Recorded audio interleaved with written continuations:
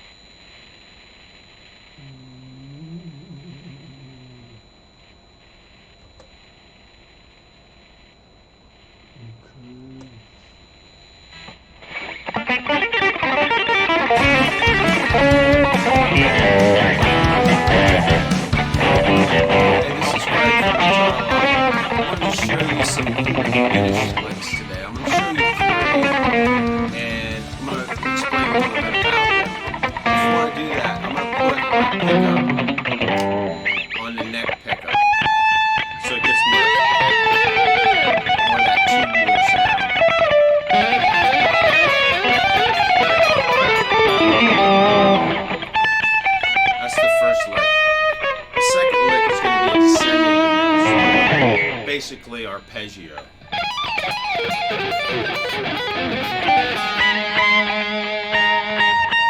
for the third lick, it's just a run up the neck on each string. It's as if you're playing the chord, only you're playing 2 notes per string.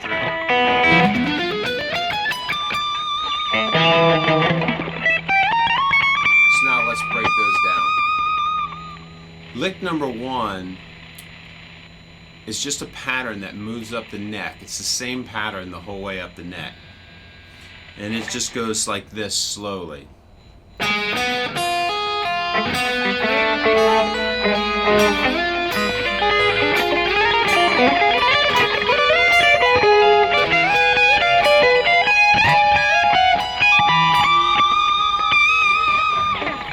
So basically, your last note becomes the first finger on the next pattern, and it keeps working its way up there.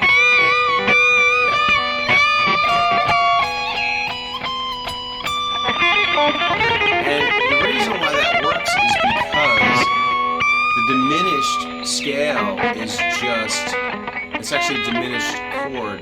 It's just a bunch of step and a half intervals. So basically it's like 3 frets. So like say I wanted to play a D diminished scale or a chord pattern like this. It'd just be D, then up a third, it's a minor third, then from there, up a third, from there,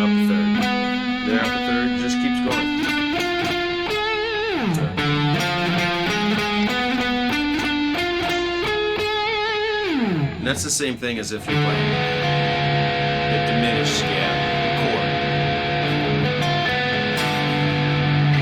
chord. So back to exercise number 1. You're going to slide up from 1st fret on the G string, the 3rd string, up to the 4th fret, and then you're going to play the 1st note, hammer on to the 4th fret, pull off, use your pinky back down on the G string on the 4th fret, slide up to the 7th fret, hammer on the 4th on the E string, actually pick it, hammer on to the 7th fret, pull off, pick the 7th, go up to the 10th,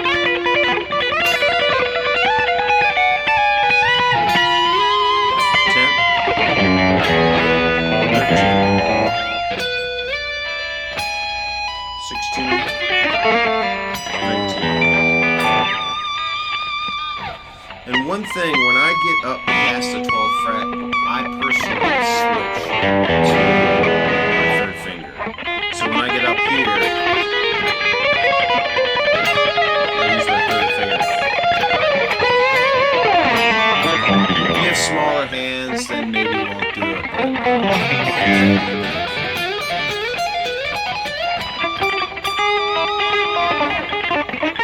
You start it slow and you get it, and then you'll be able to get it. You get that rhythm of it.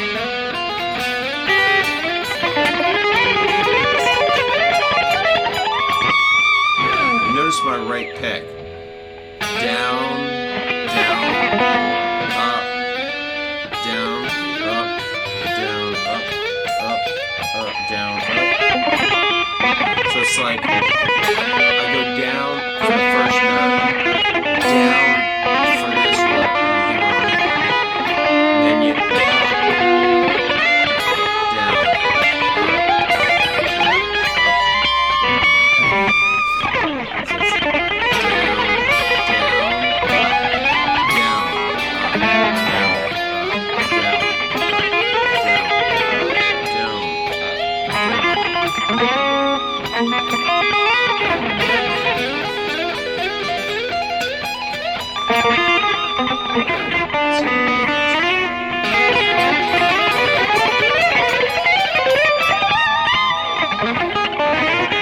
that's like 1. That's really cool. Like, it's good for, you're actually skipping strings there, so that's something you can work on. The second lick is basically the same notes. It's the whole diminished chord, but you're gonna sweep pick them. So you start here on 22nd fret. I get confused sometimes. I got 24 in this one. 22nd fret to 21st, 19, 22nd.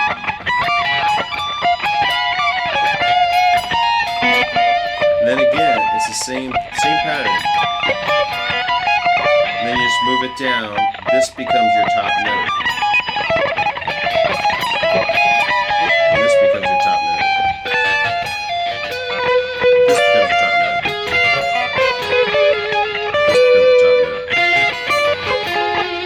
This becomes your top note. This becomes your top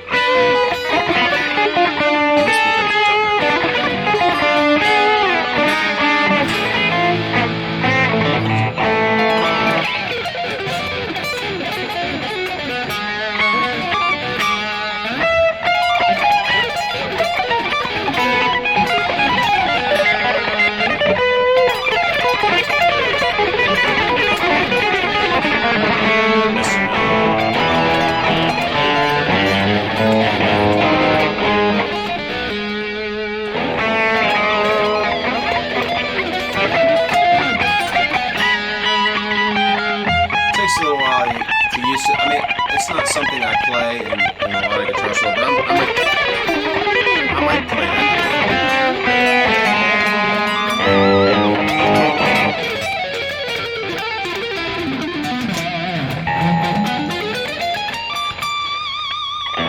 Which leads me to the next lick. That next lick is basically the same thing as I showed you before.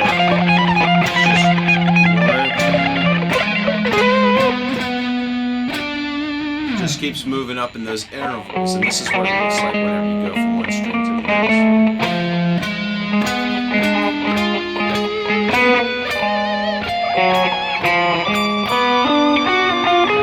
The only difference here is that it's always, you just move it up one, just think it in terms of your fingers. 1, 4. And you slide it up a fret to the next string. 1, 4. Slide it up. String to the next fret. 1, 4. Slide it up some bit. And then when you get to the B string, you have to slide it up 2 frets. And then up 1.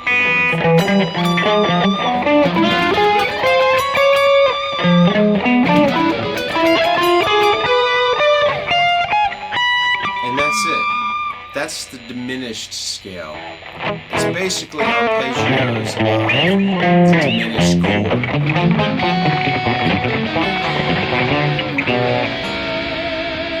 Which are all a step and a half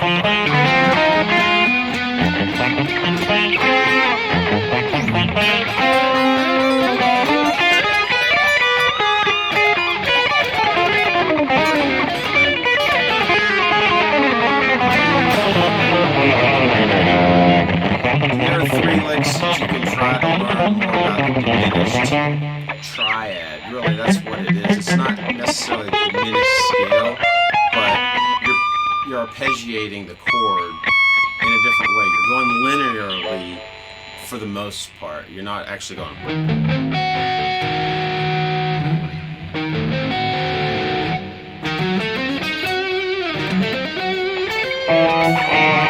You should be able to move that anywhere you want. You can just start where you start. You know when you get to B, you have to go to the next fret.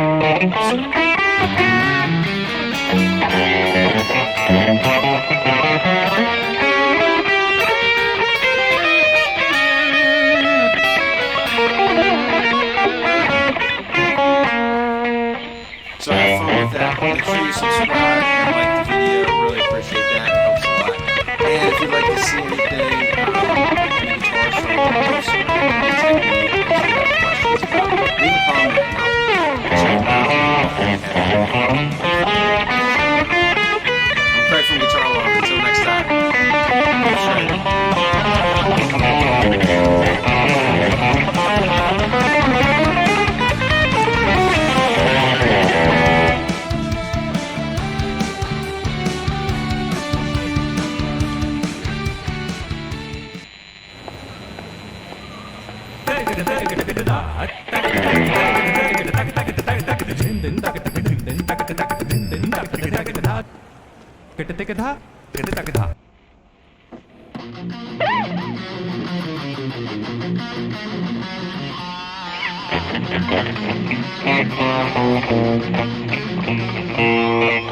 What's up, guys? Back again. We bring you a lick in the style of Yngwie Malmsteen.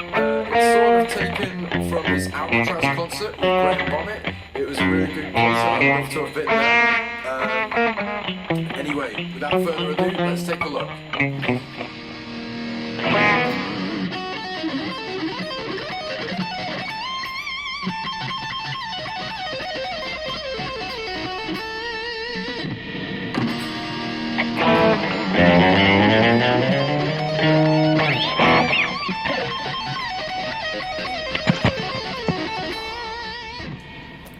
Alright then, let's see what we're dealing with here. What I did to start with was, to add some melodic flavour, I incorporated a E minor power chord, just along with a little bit of a bend on the E strings. But anyway, that's by the by. This is where we get into the Yngwie sort of style. It's diminished arpeggios, as per usual, really. And then we break into some sort of diminished slides at the end, which are pretty rapid and... What's he doing? Let's give this a little look through. What you do is you can put your pinky or your third finger. I use my pinky. The sixth fret on each finger. Index is on your third fret. So again, to start so to go into the diminished root, we're going to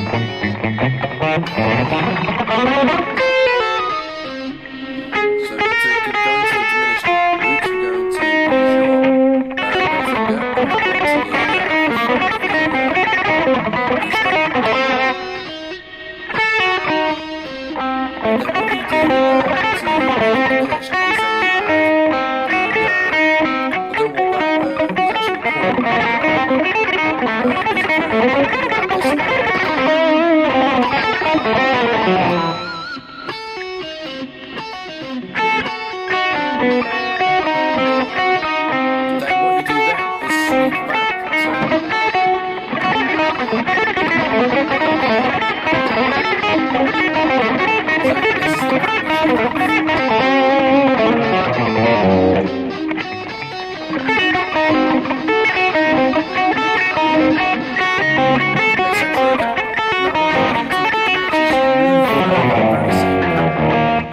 frets up each time, so it should sound like this. Sorry.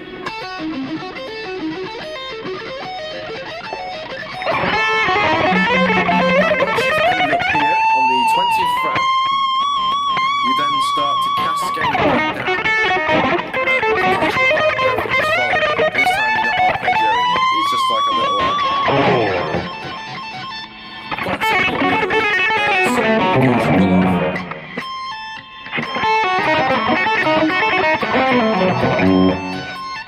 Dead simple pattern, but except this time you're doing it really, really quickly and very fast moving the diminished sort of scale that you just came down. So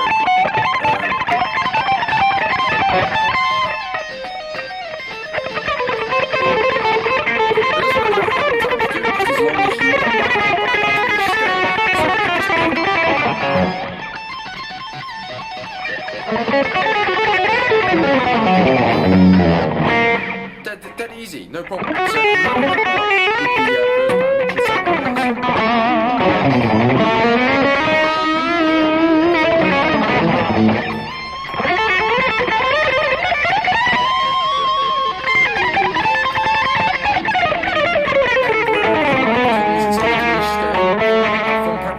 enjoy. Thank you for watching this week's week.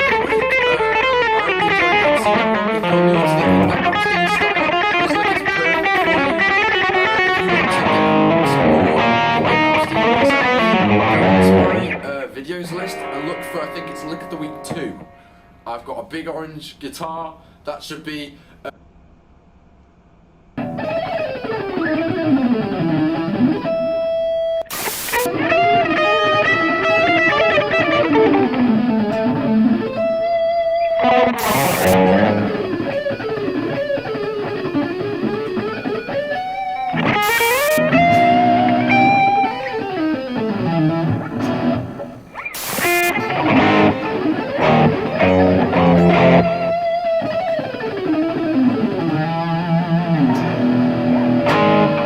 Guitar Champion, what's going on? Justin Hombach here, back from my practice cave again, and finally here I am with my top 5 licks in the style of Ingrid Malmsteen in the key of harmonic minor or Phrygian dominant.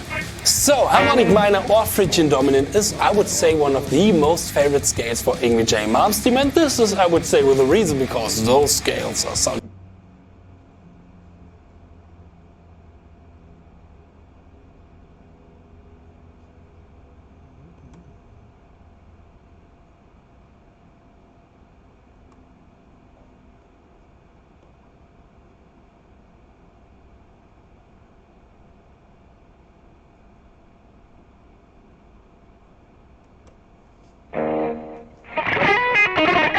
the basic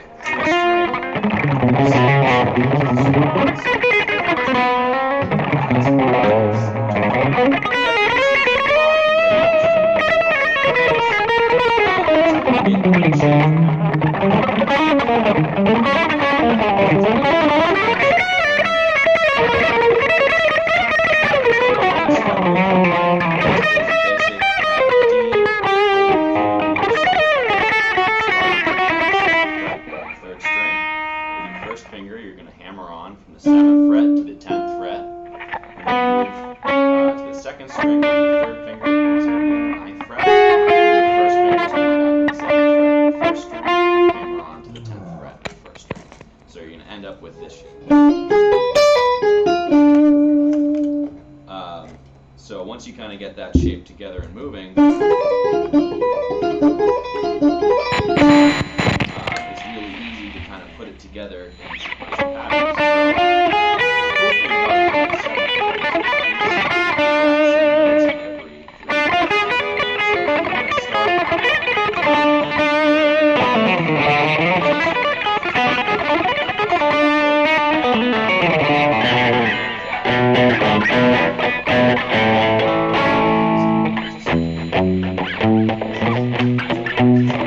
Start on the 4th fret of the 3rd string. Send that diminished 7th arpeggio shape that you measured there. To the 7th fret of the 1st string, slide the 4th finger up to the 10th fret. Send down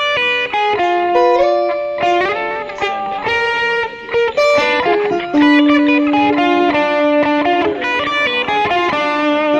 And slide up from there. What I usually tend to do is slide from the 7th fret to the 10th fret with the first finger.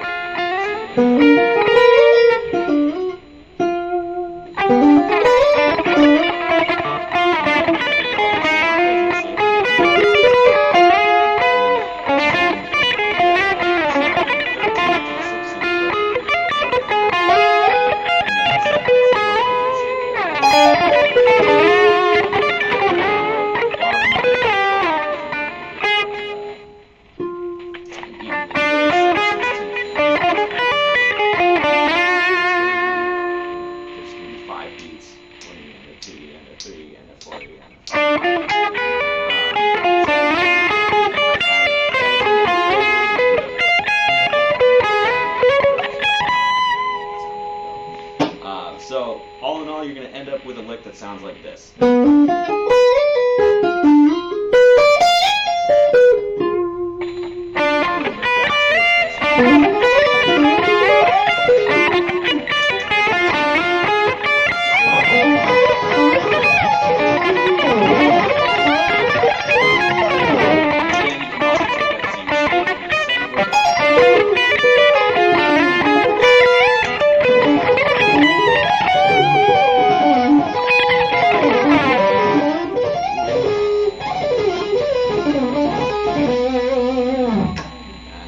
There's a really easy way to add some cool dissonance and diminished harmony to your shred.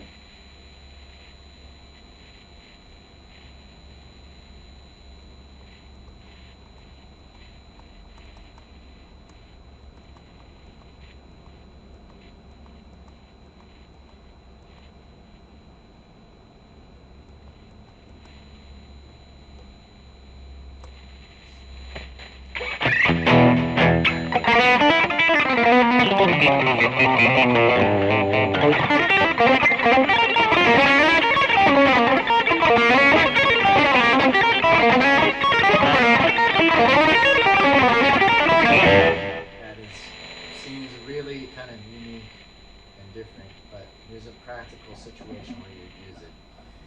This arpeggio comes from kind of like a harmonic minor, classical thing. It's very unique. It goes like this. It's like a diminished, but not quite a diminished 7.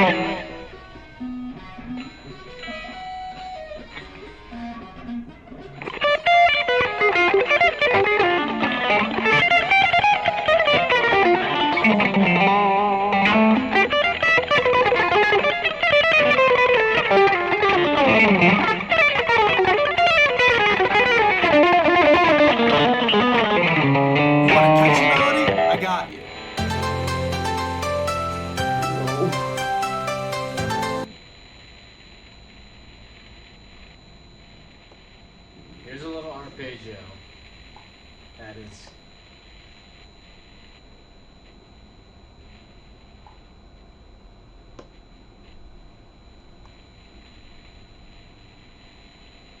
Today, we are talking about the diminished scale in a non-diminished key. This is going to allow you to inject into your story some excitement while remaining within the context of the improvisation that you are playing. It's a super useful tool. It's very easy to use. I'm going to show you all about it. Let's do this.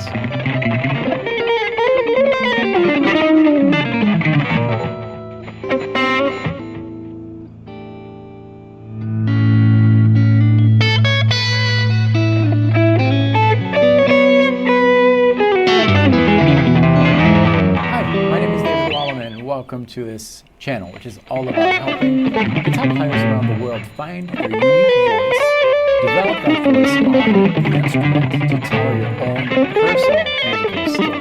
This is not a channel about replicating what another player does. No, this is a channel where you can learn new concepts, apply them to really embrace who you are and something truly beautiful and truly close to you. Today we're talking about the diminished scale.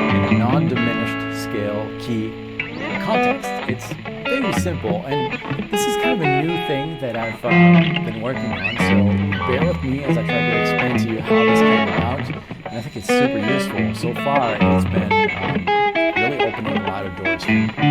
You need to start, however, with the understanding of what the diminished arpeggio is. The diminished arpeggio is a 4-note arpeggio, and it's called symmetrical because you can start the arpeggio the same exact shape from any of the 4 notes of that arpeggio. I'll tell you more about it in a second, but here it is in A. A is going to be our 1, our root, and we're going to build that 4-note arpeggio from the A. A is on the low E string 5th fret. I'm going to play that with my index, and then with my pinky, I'm going to play the 8th fret. So I've got 5, 8, that's a minor third apart, so the diminished arpeggio is made of a root, a minor third.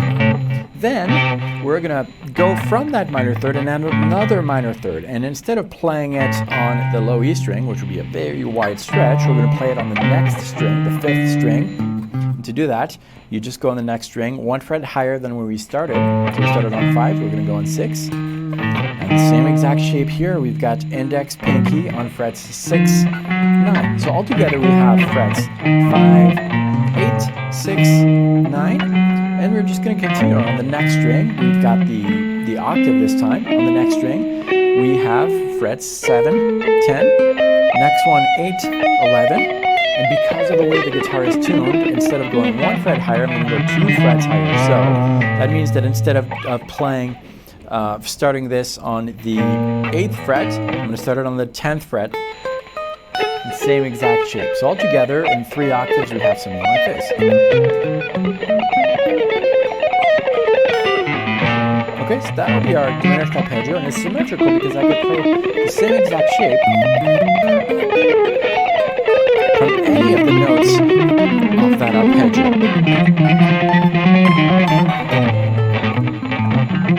Just these 2 fingers involved. That shape is the tool that we're going to use whenever we are going outside, whenever we are playing within that diminished scale context. Now the trick is to know where to start that arpeggio in order to go outside a little bit of the key that you're in.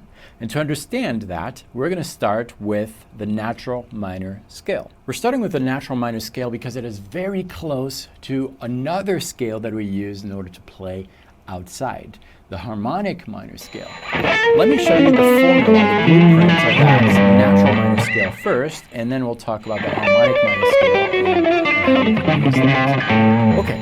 So the natural minor scale is a scale made of a root, a 1, a 2, a minor third, a 4th, a 5th, a minor 6th, and a minor 7th. Okay, so those are the 7 notes that make our natural minor scale. Bear with me, just bear with me, okay? Even if you don't know that shape, that's okay, because, because I have all those shapes ready for you by the video below. But bear with me, you're going to understand what's going on here. We've got these 7 notes, 1, 2, flat 3, 4, 5, flat 6, flat 7. Okay? Now, we don't find within that scale a diminished arpeggio. We don't find this thing. But we do find that within the harmonic minor scale, which is very close to the natural minor scale. The harmonic minor scale is 1, 2, flat 3, 4, 5, flat 6, major 7. Okay, you hear the difference? Here's the natural minor scale followed by the harmonic minor.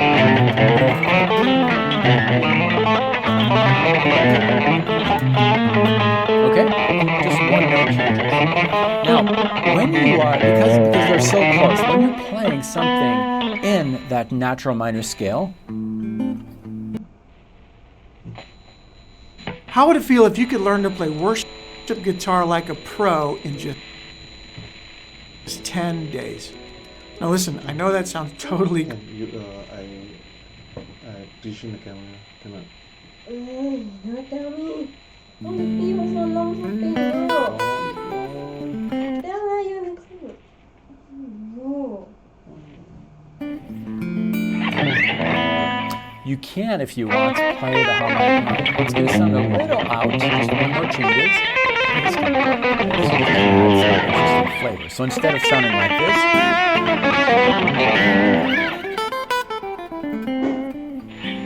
you're going to sound like this.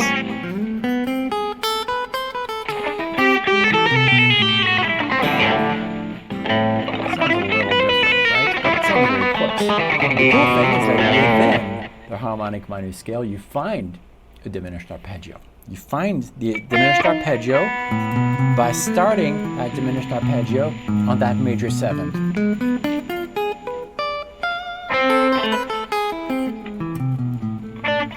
Okay?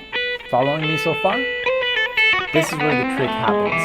Because we saw that we can play harmonic minor scale over natural minor scale, just pure minor chord progression. It's going to sound a little outside, but still cool. Well, that means that over that harmonic minor scale, we can play that diminished arpeggio. So in the context of a natural minor scale, that means that I'm playing natural minor.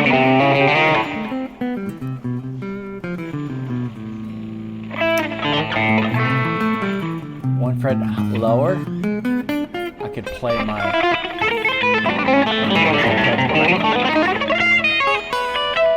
Make sense?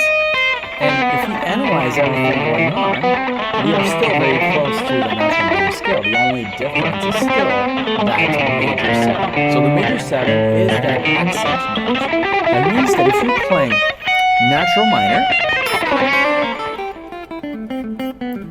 or you're playing alone like this, or over a backing track, you can suggest the harmonic minor scale, which is going to work very, very close, playing that diminished arpeggio. So the accent note is that major 7. Just focus on natural minor.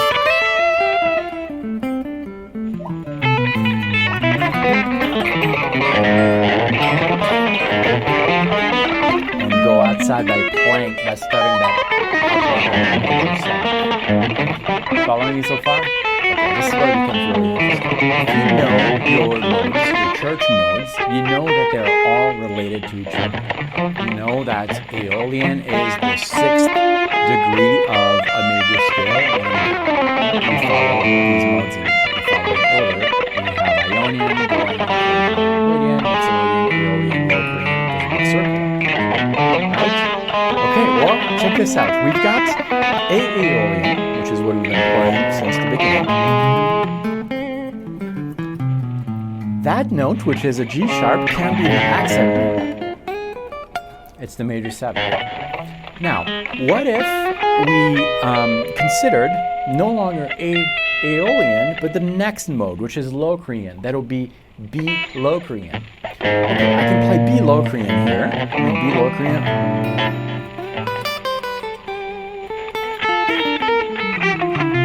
That G sharp was the accent note.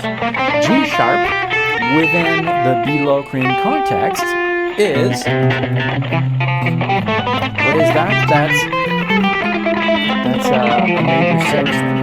That means that the accent note when you're Locrian is the sixth, the major sixth. And you can do that with all the different modes. All you need to know is what that exit note is.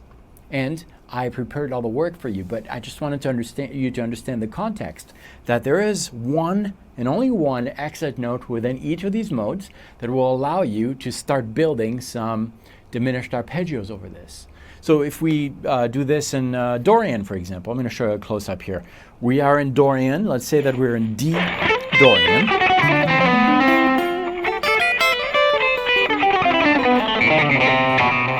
G sharp within D Dorian is the diminished fifth. So I could play D Dorian, and every once in a while, when I feel like getting outside a little bit, I can build my diminished arpeggio from the diminished fifth, which is the blue note, which is kind of cool because I'm so used to that blue note, the diminished fifth. So I'm going to play D Dorian, and I'm going to go outside using that as a visual.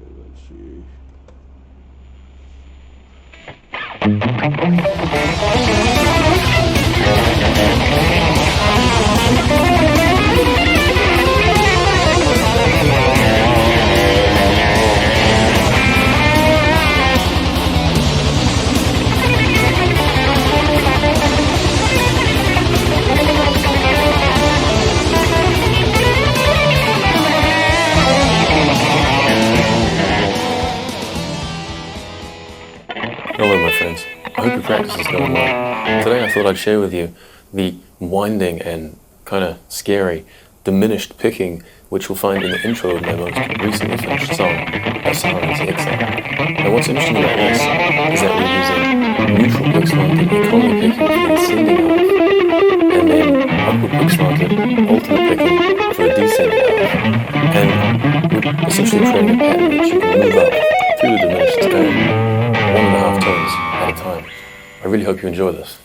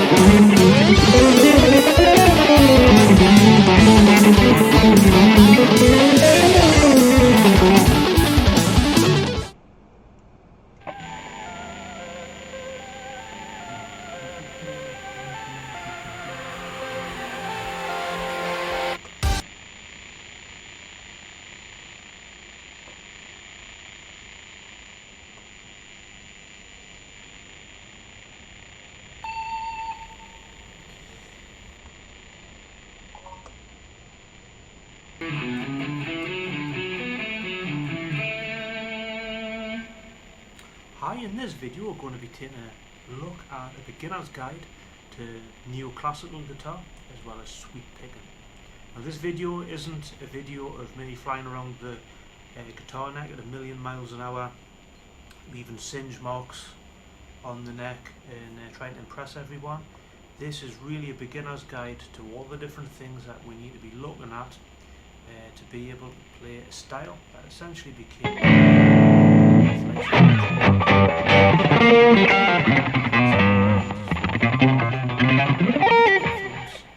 on heavy metal.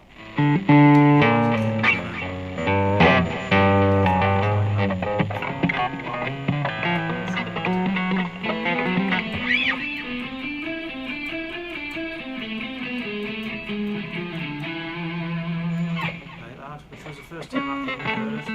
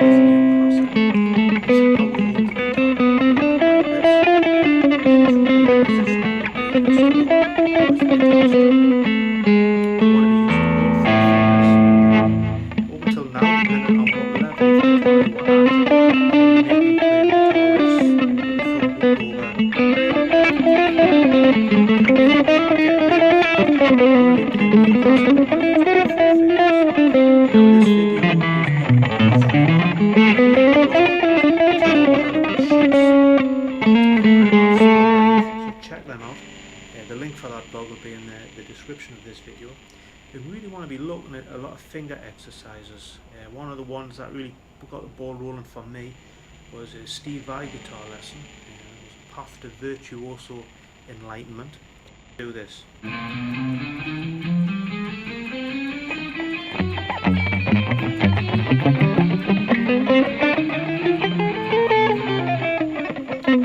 using all 4 fingers on the neck.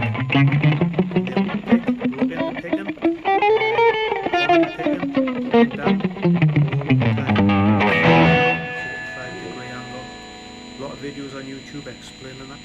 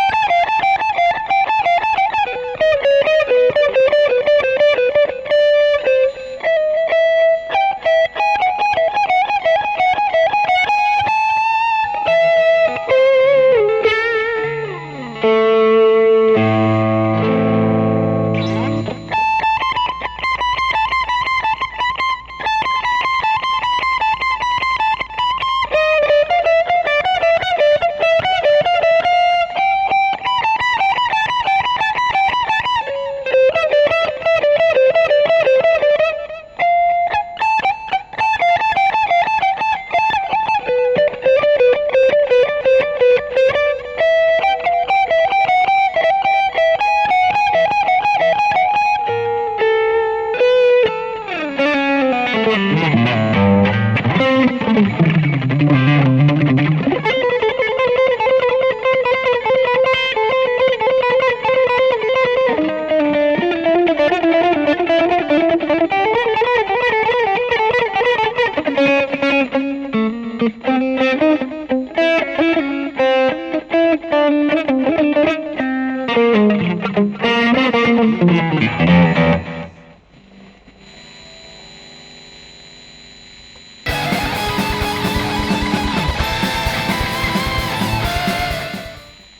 everyone, I hope you enjoyed that neoclassical shred sequence.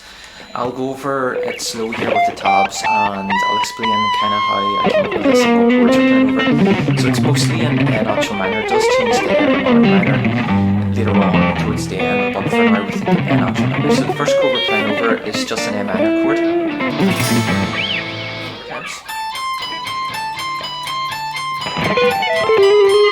then our next chord is D minor. So we're going to find our D note, and you're thinking D Dorian for this.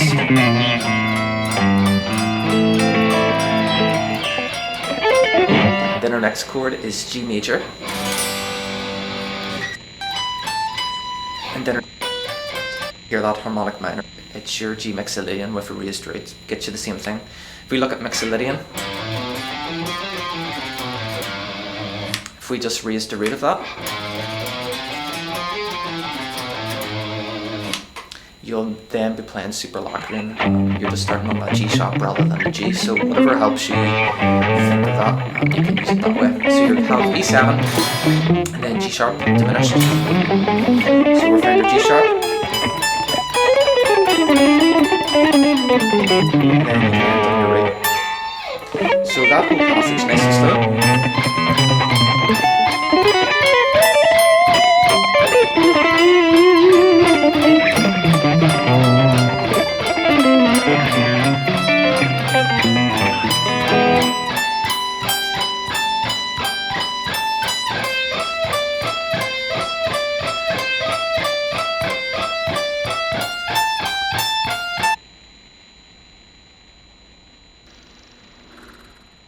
I'm going to go E flat to F and then G major. What's up YouTube community, Bernd here, welcome back to another video lesson. Today's episode is gonna be a lot of fun. You guys and girls voted for the topic of shredding once again on the lesson wishlist on Patreon for this month. To be more precise, I will show you 3 awesome shred tricks that you can use to get that neoclassical sound for your music and licks. So let's not waste any more time and start shredding right away.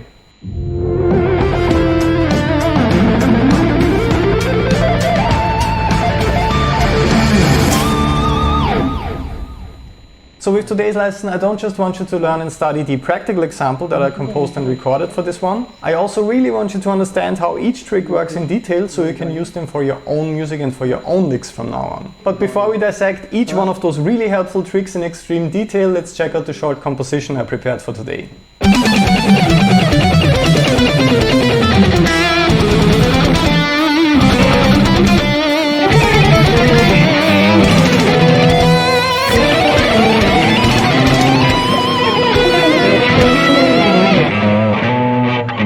You can download the detailed tabs, guitar profiles and practice backing tracks for this composition on patreon.com/Bernd. In case you didn't already know, aside from voting on the lesson topics, my patrons also get to download the tabs, guitar profiles and practice backing tracks for all of my YouTube lessons. So make sure to check out my shred guitar community on Patreon today if that sounds interesting for you. You can also get some personal feedback from me in case you need some further assistance with certain techniques or theory approaches.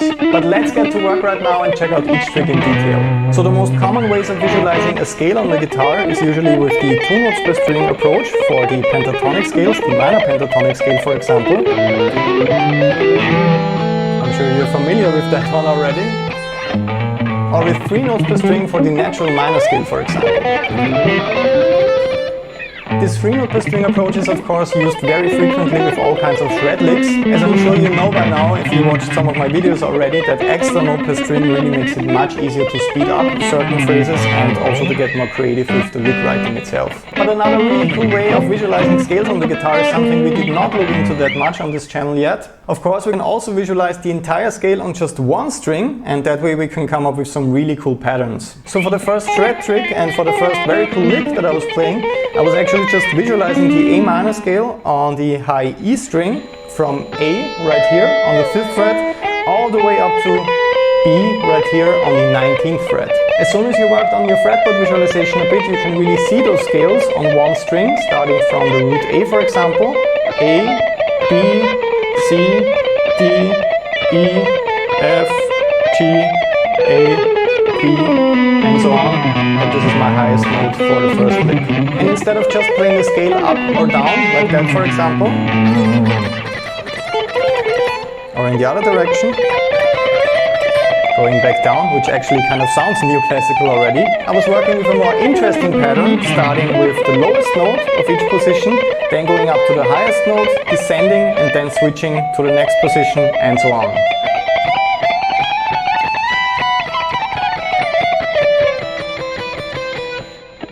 So that sounds really cool as soon as you speed it up, and it instantly reminds me of the sound of classical music. This one is also an amazing hand synchronization exercise, since you're playing a different note with your left hand for every single picking stroke. And of course the biggest challenge is lining up the correct note with each picking stroke, and the lick shouldn't sound like that. That doesn't really sound too good, and I hope you can hear the difference. Here I was just trying to move my left hand as fast as possible and my right hand as fast as possible without focusing on the synchronization of both hands. So once again, my biggest and most important suggestion with this lick is practicing it to a metronome, because you can focus on syncing the first note of each sequence, of each position, with each click of the metronome if you're letting it count quarter notes for you.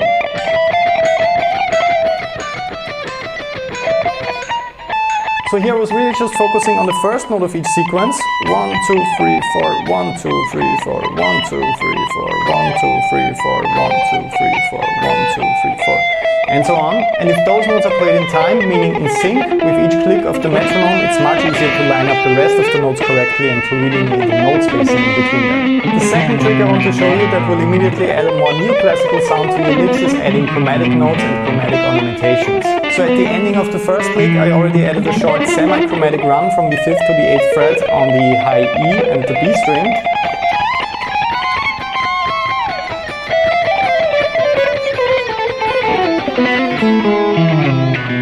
So that one isn't that interesting. We already looked at adding chromatic notes and chromatic phrases to your solos, but the concept that is much more interesting and immediately gets you that classical sound is adding chromatic ornamentation notes to the notes of your scale. So when I play this basic scale phrase for you, A, B, C, D, up to E, it doesn't really sound like classical or neoclassical music, but as soon as I add that small chromatic ornamentation to the root, to A on the 7th fret on the D string, playing G sharp, so 1 fret below that,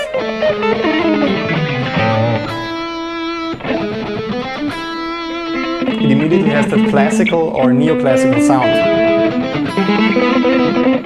So that trick sounds really cool, and it's super easy to use for your own music. I included a couple of variations for this trick in the composition, so you have some reference material to get started. Make sure to work on and to memorize all those variations with the tabs and guitar profiles I provided on Patreon for this lesson.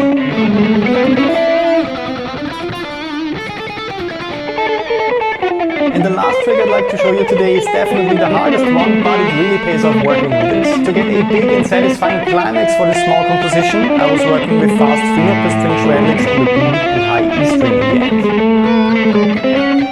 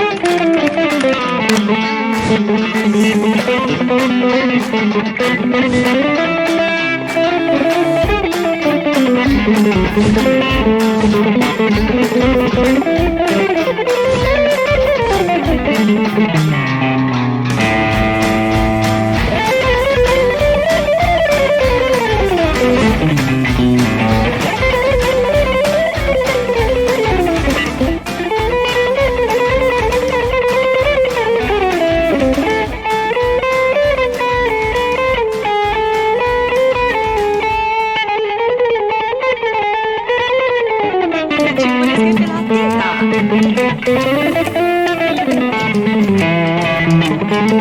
kira Nescafe latte mana yang anda nikmati? Anda pasti jatuh hati.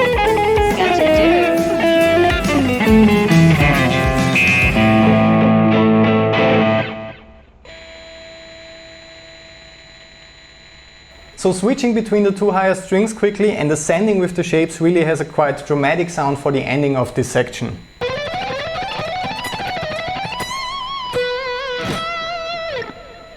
When you practice fast finger to string licks like that, always pay attention to your picking angle. The trickiest part of this lick for me is not getting stuck with the pick between the B and E string. Right now the pick is stuck right in the middle between those strings and I have to jump over the B string in order to perform a downstroke once again. And that results in a dead note or an inconsistent pattern when you're picking, and that's something you really want to avoid. So playing with that kind of angle instead of that angle is a bit easier for that lick, especially for the ending of the lick. Because now my pick can escape from the strings and it's not stuck between those two strings anymore, and I'm not touching the B string with the upstroke when I try to reposition my pick for the downstroke on the B string. So please make sure to make your life easier by paying close attention to the angle of your pick when you're playing. Sometimes a small adjustment with difficult licks makes a big difference. I really hope that you will learn and attempt to play this section. It's actually a lot of fun, not as hard as it looks, especially the first and the second part. Make sure to download the tabs and hit the profiles on Patreon to get started practicing right now. In the end, also make sure to subscribe to join this guitar community today. That way you will never miss another free video lesson like that again. We are very close to reaching our community goal of 100,000 subscribers for this year, so you can really help me out by subscribing, liking or commenting in case you have any open questions. If you would like to support this channel and the creation of more guitar lessons like that, you can also check out the merch on Teespring. As always, I left the link in the description. Thanks a lot for checking it out and for your continued support. I will hopefully see you again in the next video lesson. All the best and have a lot of fun working on this until then. What was that? What is that?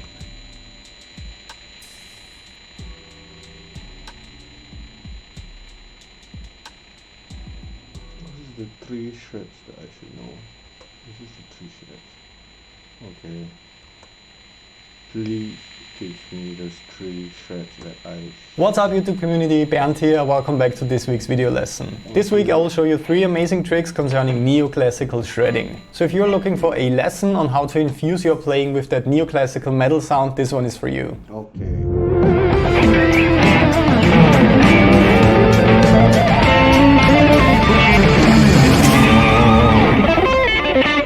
So once again I prepared a practical example again for this week's lesson to show you what I'm talking about in a musical context. I made sure to include all the tricks that I want to show you in just one lick, so that one is quite challenging. But the main focus of this lesson is not just learning this particular lick, it's about understanding all those little tricks that I applied here and learning how to apply them yourself whenever you're looking for that neoclassical sound in your playing. So let's check out the practical example right now.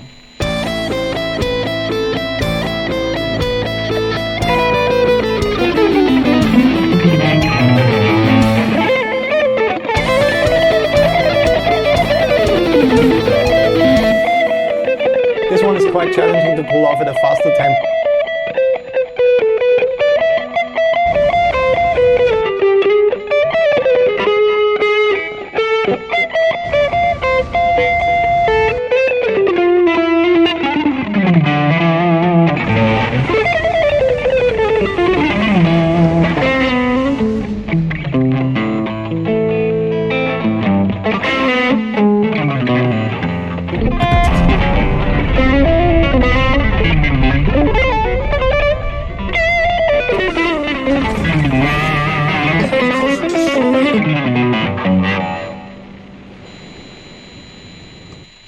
Tempo, but the hours you will put into it are definitely worth it. You can find the tabs, guitar profiles and a practice backing track for that lick in different tempos on my Patreon page, patreon.com/Bernd.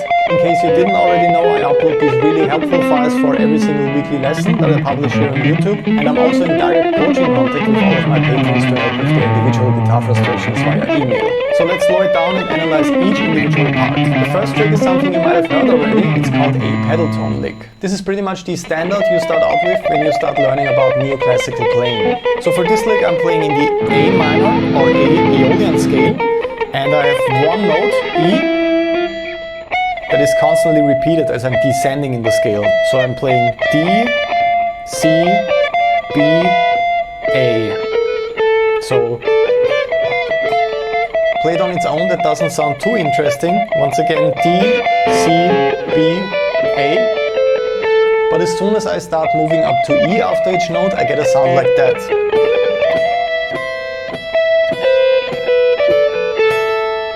And that sounds much more interesting than.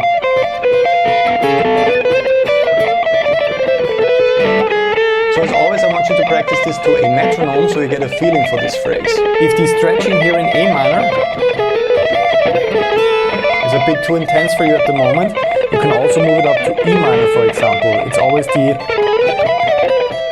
exact same pattern, or in D minor, and so on.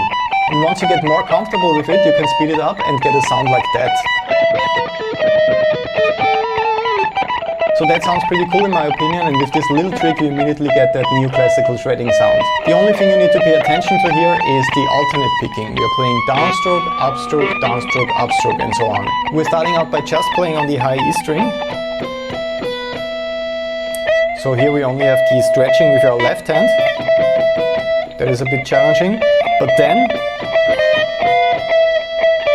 A would be a bit too far away on the 5th fret, so we are playing A here on the 10th fret of the B string. And that's where it gets a bit tricky with our right hand.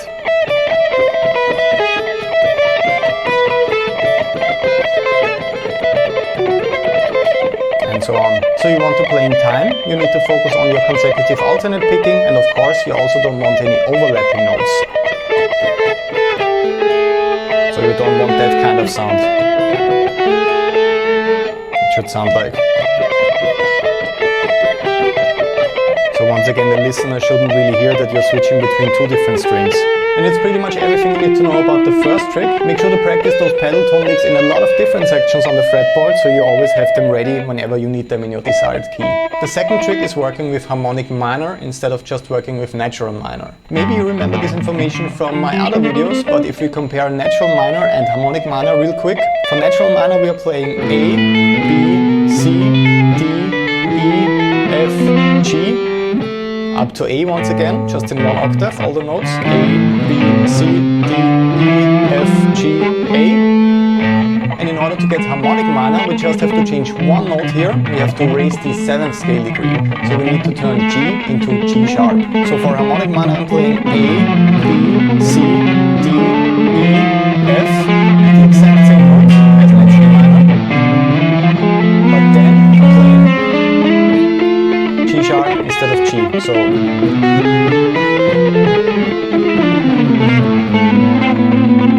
that is the sound of harmonic minor. Once again, the comparison: natural minor A, B, C, D, E, F, G, A.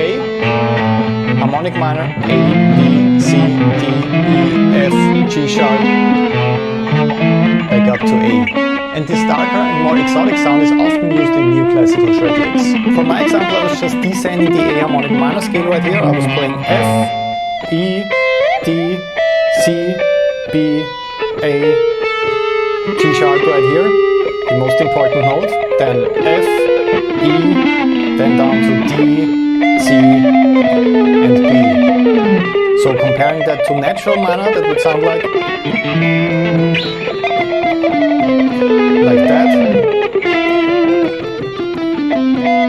So relatively plain sounding, but when I play that same lick in harmonic minor,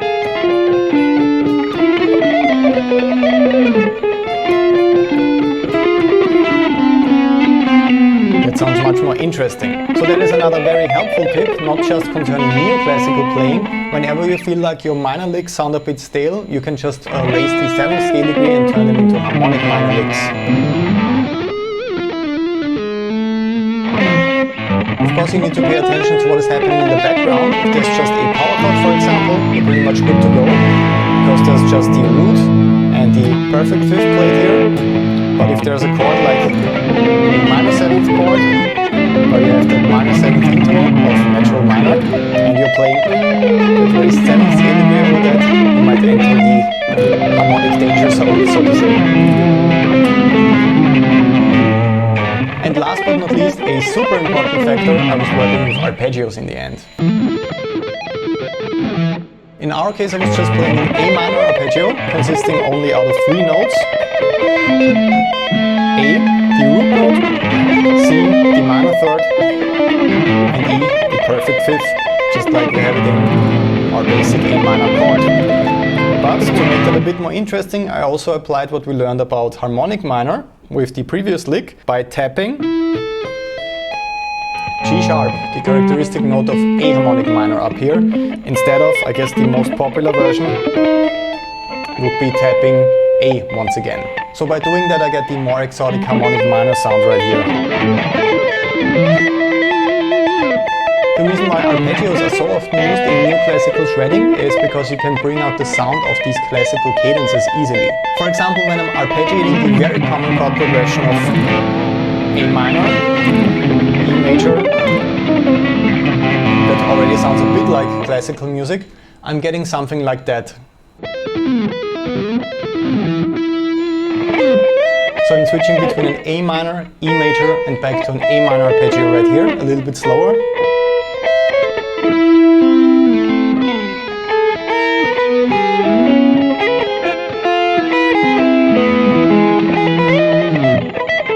And that sounds really cool and resembles classical music much more than just playing the A minor scale over that section, for example. If you like the sound and style of sweep picking but can't really master the motion yet, make sure to check out my new online course, Sweep Picking Masterclass. In that one I'm teaching a super fast, clean and effective sweep picking technique over the course of 10 weeks. So you start out as a beginner in the course. I'm practicing all of the course workouts together with you in pre-recorded videos. For example, when I'm arpeggiating the very A minor arpeggio right here. And that sounds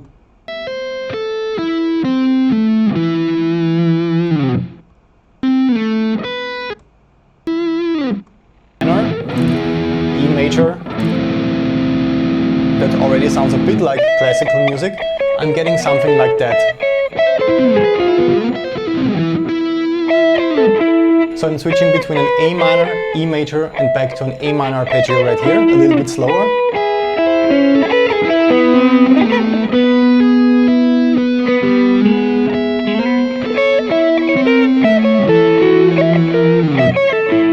And that sounds really cool and resembles classical music much more than just playing the A minor scale over that section, for example. If you like the sound and style of sweep picking but can't really master the motion yet, make sure to check out my new online course, Sweep Picking Masterclass. In that one I'm teaching a super fast, clean and effective sweep picking technique over the course of 10 weeks. So you start out as a beginner in the course. I'm practicing all of the course workouts together with you in pre-recorded videos over the course of 10 weeks. And after that you have all the right exercises to finally master sweep picking sections like that one, for example.